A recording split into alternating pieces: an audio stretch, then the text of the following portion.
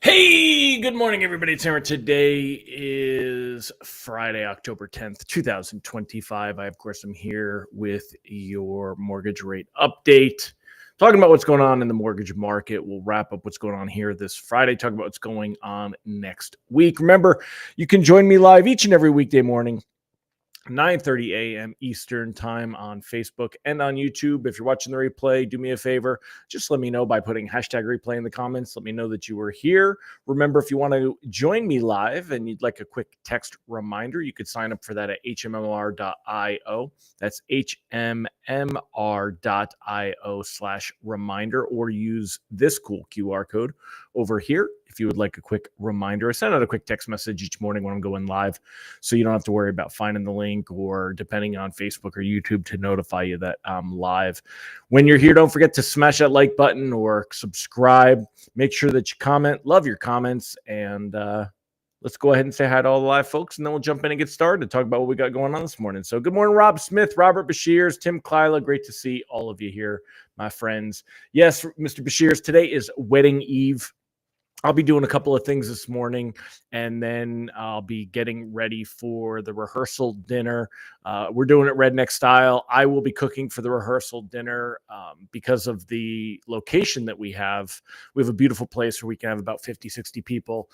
So we've invited, all the out-of-towners and everything, and we're going to do kind of a rehearsal cookout. We're going to have burgers and dogs and chicken and chips and just a very simple spread for all the out-of-towners and all the friends to come in the night before after we do the rehearsal. So we will be doing the actual quick rehearsal so everybody knows where they're going, and then we'll do the rehearsal dinner, and tomorrow's the big event. And then Sunday morning I will be cooking breakfast for the we're calling it brunch, but it's at 9 a.m. So that's a straight up breakfast. If it doesn't happen after 10, can you even call it brunch? So I've got 120 eggs, and a bunch of other things, a couple pounds of bacon and some sausage and all that stuff to be cooking up. So we'll be having a grand old time. So yeah, thanks for remembering, my friend. Good morning, Mike Tebow, Bill Stevens, Mallory Fotiadis, Rob Stewart, Tiffany Teal, Deb Dickinson, Monica Dinkins. And I'm sure I mentioned this, by the way, I will be performing the ceremony. I am the one that's actually marrying my son and soon to be daughter-in-law. So, which is kind of cool. So I'm just kind of fleshing out some of the last minute things that I want to add to that, and we'll have a grand old time. So, all right, my friends, well, welcome all, one and all, and let me get to the captions, and let's go ahead and get started. We'll jump in with what we got going on this morning. All right, so taking a look here, mortgage-backed securities, 21 basis points up on the day. There's a net rollover. Today's a bond rollover. It's October 10th. So when MBS Live does this, though, this is usually the net. And that means that we are going to see, should see better rate sheets this morning. So if we take a look, hold on, let me move this on the side screen here. Let me see. If we take a look, we ended the day yesterday. Yeah. So we ended the day yesterday at 100.85, and that was down 17 basis points on the day. It was, but if we take a look at that, we're 100.85 is where we ended the day.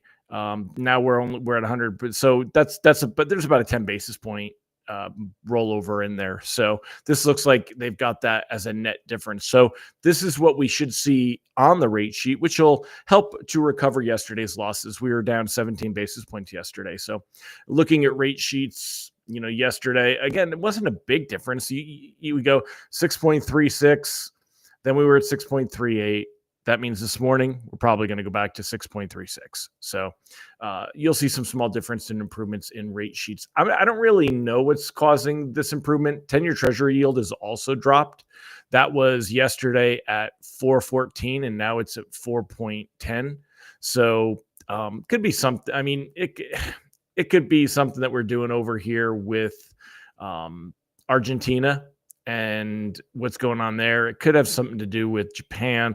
There's nothing really clear this morning and no clear reason on why we're seeing the improvement. So it's just kind of bond drift, as I call it. We're still very much in this sideways, pattern that we have. We're right here. So, I mean, we're right smack in the middle of it. So we're right here in that range. Really not anything that kind of changes anything up. So,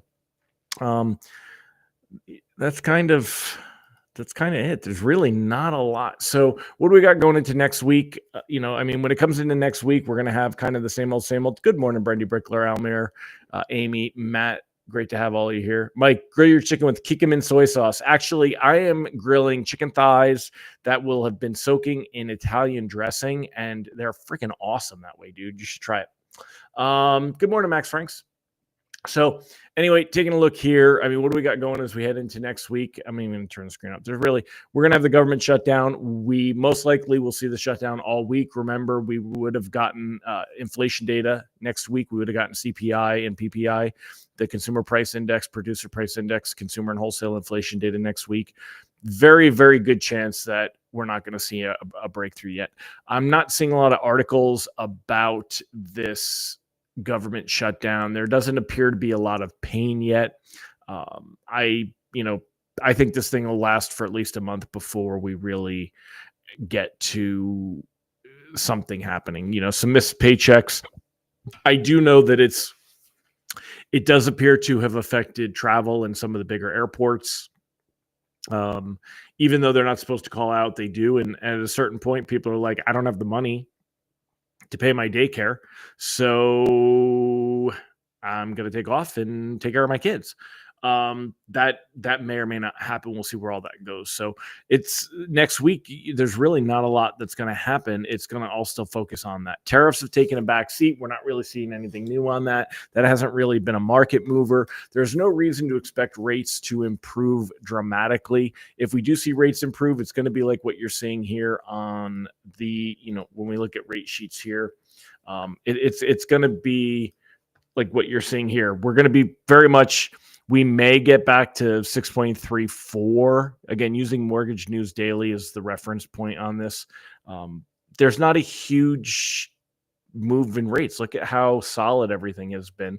The best rates that we saw were right as we were going into the Fed meeting, and that was the absolute best rate sheet. And then, right after that, we kind of popped up that day, and then we've been up at 6.37. And for 3 weeks, this is where we've been. We've seen rates that have been extremely stable. A lot of that is because there's really no change in expectations for the Fed rate cut. This is the October cut. It's expected.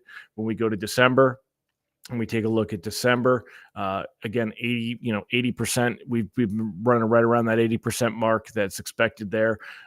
Heading into March. So right now, this is where we're at. This would be one cut.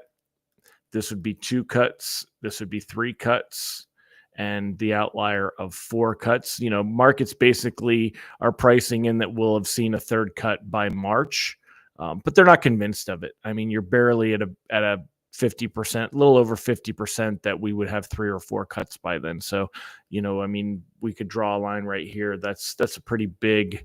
So that's, as long as we don't see any real change to any of this, you're not going to see rates change. We're not getting any data that can move anything. We're not getting inflation data. We're not getting jobs data, not getting labor data.